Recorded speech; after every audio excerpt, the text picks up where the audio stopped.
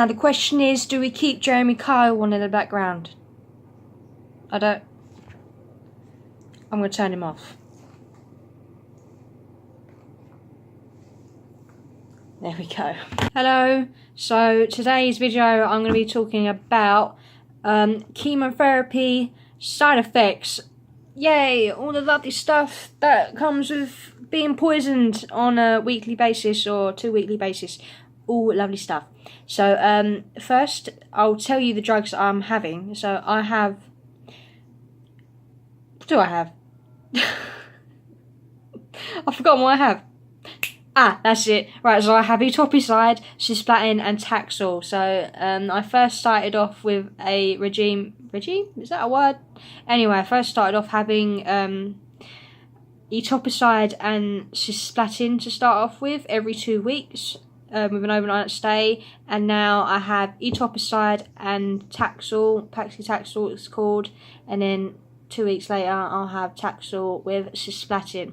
So this video is just going to be about me describing the side effects and how I've dealt with them, you know, how I've dealt with them differently and coped with them. So I'll be talking about that, and hopefully if someone is about to go into chemotherapy, it will give them a bit of an idea if you're worried about it, or if you have loved ones going through chemotherapy to start off with, just give them a bit of advice and maybe you can help them out. So that's what this video is going to be about. Number 1, how do you deal with chemotherapy side effects? Well, let me tell you one thing, you don't. Only joking, you have to have a bit of laughter, I suppose, in dealing with it. That's rule number 1. So if you see me looking at the screen, it's because I've got it all written down here because I won't remember, because I can't remember things very well anymore, so it's there. Anyway, so the first side effect I'm going to go into is hair loss. Now, the drug that I have, etoposide, is a main drug for causing hair loss. Now, some chemotherapy drugs, they don't cause hair loss. They don't cause it, or they just cause a bit of thinning, and that's why some people don't lose their hair. But etoposide, if you do have that in your drug list, unfortunately, you're going to lose your hair. So that losing your hair for probably everyone, I'd say, is a really big thing because it's such an appearance change. Like, I'll look in the mirror now and honestly I'll be shocked at what I look like. I remember when I first had my head shaved, I remember just thinking, wow, I look like an egg. That's not a lie. I thought I looked like an egg or a potato or something, you know, from Toy Story. Yeah, I thought I looked like the potato in there. So it is really hard to deal with. Now, when my mum shaved my hair, it was literally just coming off. I could just go like that and it would come out in my hands and I'd just be like, there you go. When she was shaving it, I got my fringe and just went, there you go, mum, have some hair, and just threw it on the floor. It is really hard to deal with when you're literally seeing your hair fall out. It is hard to explain, but it is something that a lot of people go through when going through chemo. So what I did when I first did have my hair is I just stuck to wearing beanies. Now, walking around in like the July time when it's nearly 30 degrees outside wearing a hot beanie, it was like I was melting inside. It felt like it wasn't a very good idea. So I didn't really go out much during the summer because I just didn't. I refused to wear a wig, and I don't know why. And then one day I woke up after having a dream about getting a wig, and I just randomly had this motivation to go and get a wig. So I just went to my mum, can we go get a wig? And she was like, alright, if you want. So then I went to the shop, tried on a wig, and I was just like, wow. It is such, like, it gives you that tiny little bit of confidence when just to look at yourself and to see that you have hair. And it does get a bit irritating at times because, you know, it's being held on and you've got like a stocking thing on. But it does get a bit annoying, but honestly it gives you that tiny little bit of confidence when you're talking to people. It's not a lot, but every little bit counts. So now I'm not thinking, oh, what if they're looking at me because I'm wearing a beanie and they're like, why are you wearing a beanie? You know, sometimes I do think, I wonder if they think that she's wearing a wig. Why is she wearing a wig? But I like to think that my wigs are, you know, they look pretty much real. Other than today, I'm having a bad wig day. I'm calling this a bad wig day. So people get bad hair days and I get bad wig days. It's just well. Anyway, next side effect that of course when you go for chemo, pretty much I think everyone gets is sickness and tiredness. Now when you think about chemotherapy, you think hair loss, being sick, and feeling tired, not being able to do much, and that's what you see in all the films and all that stuff. So when I first had my chemo, so like the first one, the second one, it weren't that bad. I didn't really feel that sick or tired. I'd got on with what I was doing. It was because it builds up. So as the chemotherapies went on, that's when I started feeling more sick, and I think I started throwing up on my fourth one. But I was only sick a few hours after my chemotherapy, and I think that's because when you have cisplatin, you're literally pumped full with fluids, and my body's way of probably be to throw those fluids up. But it wasn't like normal sick. It was literally like I was throwing up. Like you could like taste the poison, like it burnt here. Like so when you throw up, usually, you know, if you've eaten something, you feel a bit better afterwards. Yeah, nah, not on that, unfortunately.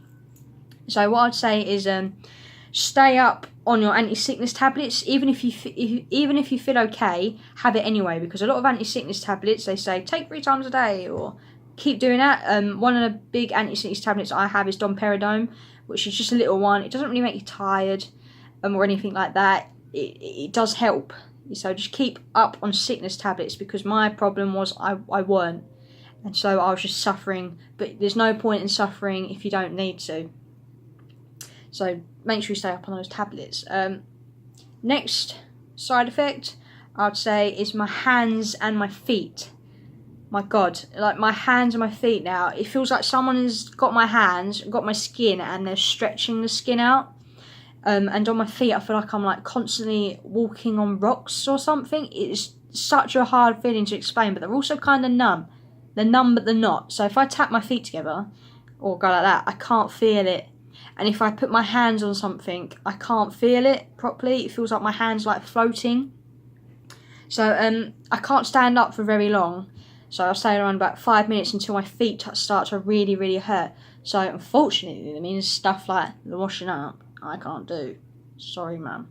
No, I did do the washing up the other day in my wheelchair. I was wheeling around, just putting stuff away, whilst my girlfriend cleaned the plates, because we're nice like that. But one of the drugs that I've just been prescribed is something called gabapentin. I'll put it down there in writing, something like that. But it's to help with epilepsy, but it's also to help with neuropathic pain, something like that. I haven't really been on it long enough to be able to say whether it helps or not. So I'll let people know if it does help. Hopefully it will, because it's really hard. But I'd say with my feet now, I have to be in a wheelchair if I want to go out like shopping, because I just can't stand up long enough. Before I'd have to plan where the seats were, so I could sit down.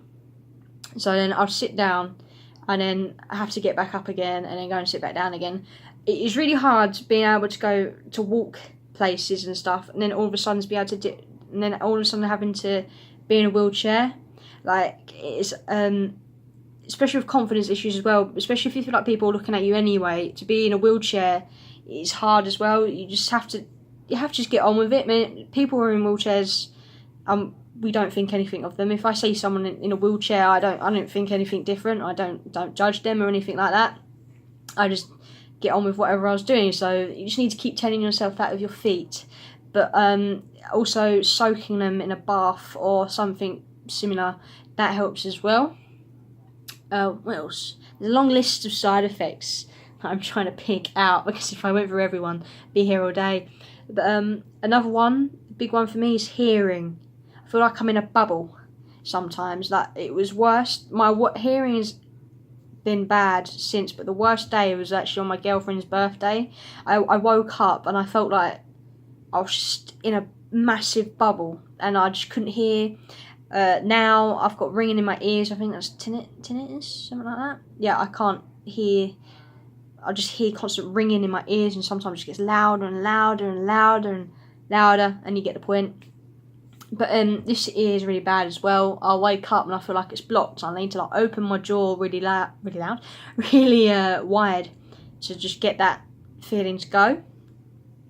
So then, I mean, I haven't really done anything much to help the hearing yet, but I've got a hearing assessment on the 15th of December, and hopefully we're looking at hearing aids because I can't hear loud frequencies. So if I'm in a loud place, I can't seem to like get all the noises together. It just sounds like one big like fuzz, and it's really, really annoying, and it also hurts your ears, so it gives you ear pain as well. And I think the drug that does that is cisplatin. Cisplatin is very, really like known for that.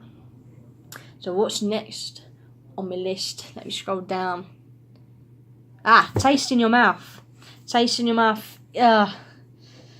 When I think about it, I feel my gag reflex go, but when the chemotherapy, as soon as that goes in through my PICC line, it is like I am licking pennies. It honestly feels like I'm sitting there and I'm picking up a penny and I'm having it for lunch.